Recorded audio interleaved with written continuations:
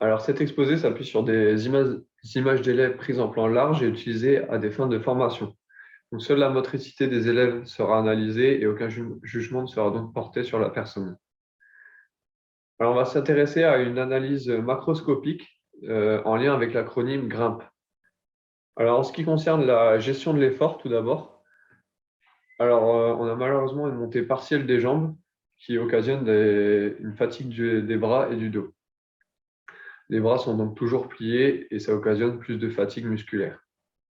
Alors, on remarque que l'utilisation des bras est bien plus importante que l'utilisation des jambes, donc ce qui n'est pas forcément une bonne chose en escalade et ce qui occasionne souvent beaucoup plus de fatigue musculaire.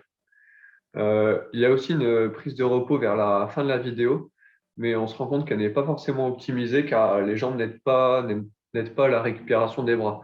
On voit un bras tendu, certes, mais des jambes tendues également, et c'est pas optimal pour récupérer pendant la montée. Alors, on va maintenant passer au rythme de grimpe. Alors, on a un rythme assez lent lié encore une fois, à des jambes pas assez sollicitées, selon mon propre avis. Le fait de monter plus les jambes va permettre de meilleures impulsions par la suite. Donc, ça va permettre de monter en se fatiguant beaucoup moins, en réduisant le nombre de prises, donc en augmentant le rythme de grimpe. Cependant, on a une progression qui est assez linéaire dans l'ensemble, bien qu'assez lente, et on a ce qui traduit donc une lecture de voix assez régulière dans l'ensemble.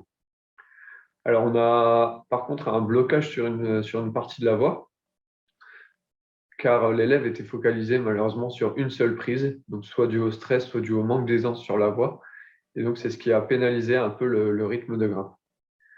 Alors maintenant, en ce qui concerne les informations prises sur la voix, les informations se font principalement juste au-dessus des mains. Voilà, on n'essaie pas de lire la voix à l'avance. C'est vraiment on lit seulement la prochaine prise qu'on va utiliser. On a quelques informations quand même qui sont prises au niveau des pieds, mais très peu, pas assez. Et on a parlé du blocage à un moment tout à l'heure, vers le milieu. Donc la lecture de la voix est assez peu fluide, comme énoncé avant, mais assez régulière dans l'ensemble. Alors maintenant, on va se pencher sur l'utilisation des mains. Alors les mains sont très utilisées, ce qui est plutôt une chose normale en escalade. Elles changent régulièrement de prise. Donc voilà, on a un peu cet esprit de tâtonnement. C'est vrai qu'il y a un petit point négatif quand même.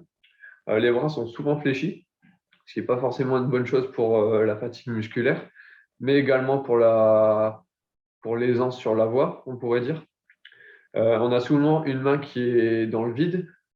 Ça, c'est un point assez négatif aussi. Il faut souvent utiliser ces deux mains, ne serait-ce que pour l'équilibre, mais aussi pour limiter la fatigue sur une seule main, à part dans les temps de repos où là, évidemment, on peut délayer une main. Donc, cette main dans le vide ici occasionne un gaspillage d'énergie, une perte d'énergie assez importante. On a aussi un bras tendu qui est un bras tendu pendant la prise de repos. Donc ça, c'est un gros point positif. Donc voilà, ça permet à la fois de détendre le bras en sollicitant très peu le biceps et également de délayer, de relâcher un petit peu l'autre bras qui est dans le vide. Euh, Maintenant, l'utilisation des pieds après l'utilisation des mains. Alors, elle est très peu présente. Malheureusement, c'est dommage en escalade, sachant que c'est surtout les pieds qui vont donner l'impulsion nécessaire. On ne cherchera pas à aller chercher loin avec les mains, mais plutôt avec les pieds pour minimiser l'énergie. Alors, les pieds sont très peu utilisés, donc on l'a dit. Ils sont finalement utilisés juste pour tenir sur la voie. On n'a pas d'équilibrage qui est fait avec les pieds, alors qu'ils ne sont pas assez utilisés sur la montée non plus. Comme on l'a dit tout à l'heure, ils ne sont pas utilisés pour pousser afin d'aller chercher encore plus loin. Il y a souvent un seul pied qui est utilisé et l'autre est inutile, ce qui est assez dommage pour la fluidité de la voie et pour l'équilibre, pour la fatigue musculaire, etc. Pendant la prise de repos, donc normalement, les pieds devraient venir soulager le bras en soutenant davantage le corps, et ici, ce n'est pas le cas. Alors, on va maintenant passer à l'équilibre général du corps. Alors, on observe un équilibre qui peut être grandement amélioré dans l'ensemble. La grimpe occasionne plusieurs déséquilibres qui ne sont pas forcément corrigés. Le manque d'appui pédestre aussi dessert l'équilibre général du corps.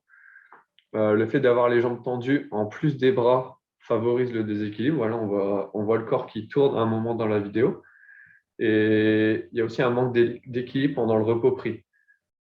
Voilà, en fait, comme on l'a dit tout à l'heure, les jambes devraient être pliées. Et ici, elles sont tendues, une qui n'est même pas utilisée. Donc le repos n'est finalement pas très utile puisqu'il y a un phénomène de compensation qui se joue à ce moment-là. Enfin, on va terminer avec un petit point sur la sécurité, qui est assez bonne dans l'ensemble. Alors, on peut voir une corde suffisamment tendue, bien qu'on ne voit pas l'assureur. Euh, il y a une information qui est prise sur l'assureur, et donc une transmission d'informations entre l'assureur et le grimpeur avant qu'il se mette en position de descente. Et enfin, nous n'avons pas une assez bonne vision des choses pour observer l'efficacité des nœuds.